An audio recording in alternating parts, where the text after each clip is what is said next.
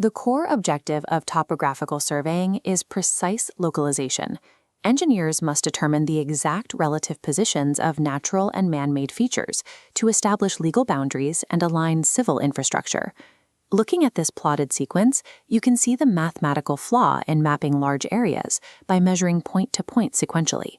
With each new point measured from the previous one, the mechanical and observational errors compound. To solve this, surveyors build from the outside in.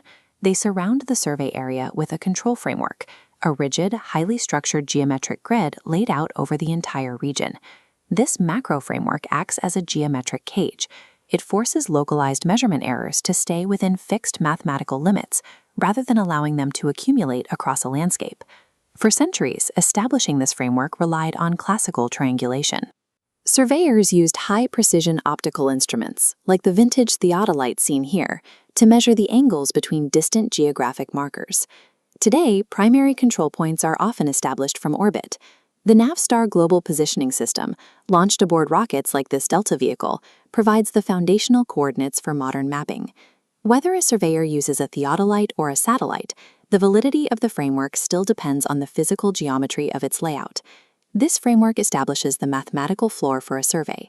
Without this rigid geometric cage, even the most precise measurement eventually succumbs to the compounding effects of sequential error. The triangle is the foundational building block of the survey network. It is the simplest plane geometric figure that can be plotted using the lengths of its sides alone.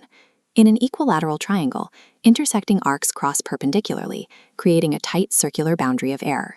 Real-world topography relies on well-conditioned triangles, angles between 30 and 120 degrees, where position remains stable. Conversely, an ill-conditioned 15-degree angle generates a massive, unstable ellipse of error. Mechanically, when arcs intersect at these shallow angles, a tiny error in the radial measurement creates a massive displacement in the physical coordinate. This is a consequence of the sine formula. Calculating distances using excessively small angles mathematically amplifies minor observation errors into significant topographical deviations. Ultimately, even the highest precision theodolite cannot generate accurate coordinates if it is placed into an ill-conditioned geometric layout. Surveyors also face environmental threats from grazing rays. As a light ray passes just above the ground through different temperature layers, it wavers and bends. To prevent atmospheric lateral refraction from bending the data, operational rules dictate that lines of sight must avoid passing within 3 meters of the ground. Strict geometric conditioning between 30 and 120 degrees, combined with vertical environmental clearance, are the prerequisites for trustworthy instrument data. To cover regional distances, these triangles must be chained together. A simple chain of triangles covers ground quickly, but it provides no independent mathematical check on the data. A single bad reading can propagate through the entire chain unnoticed. The solution is the braced quadrilateral. By adding diagonal crosslines to a series of triangles, surveyors create squares with an X through the middle. Observing that interior diagonal provides a redundant check. Solving it confirms the measurements of the 4 perimeter sides. Field crews must adapt these braced figures on the fly to avoid natural obstacles while maintaining acceptable geometric angles. This redundancy ensures that a single unobserved measurement error cannot quietly compromise an entire regional survey chain. Mapping an entire country without losing geometric integrity requires dividing the network into a descending hierarchy of 3 accuracy tiers. The highest grade is first order, or primary triangulation.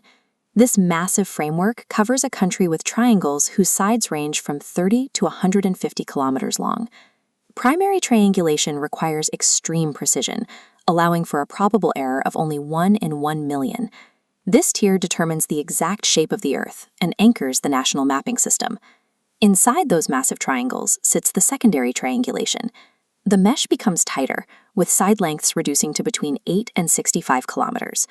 Because this mesh is contained within the flawless primary boundary, it accepts a slightly lower probable error of 1 in 500,000. The final tier is third order, or tertiary triangulation. A dense mesh of small triangles fills the remaining space, providing localized control points to map specific details. Tertiary tolerances allow for a probable distance error between 1 in 5,000 and 1 in 20,000. This strict descending hierarchy allows for continent-wide mapping while maintaining the micro-level accuracy required to pour a foundation or pave a highway. Modern control frameworks are now almost entirely established using satellite systems. Precision optical triangulation has been replaced by equipment like this Texas Instruments GPS receiver. Through relative positioning, multiple GPS receivers record satellite signals simultaneously for extended periods to generate 3D Cartesian coordinates. These raw coordinates are then converted into geodetic latitude, longitude, and height. But GPS requires an unobstructed view of the sky. The system cannot function in deep mountain valleys or dense urban canyons. In these GPS-denied environments, civil engineers still utilize electronic distance measurement and traditional triangulation based off the nearest GPS anchor point. Laser EDMs and satellites have replaced brass theodolites, but the technical requirements for accuracy remain the same.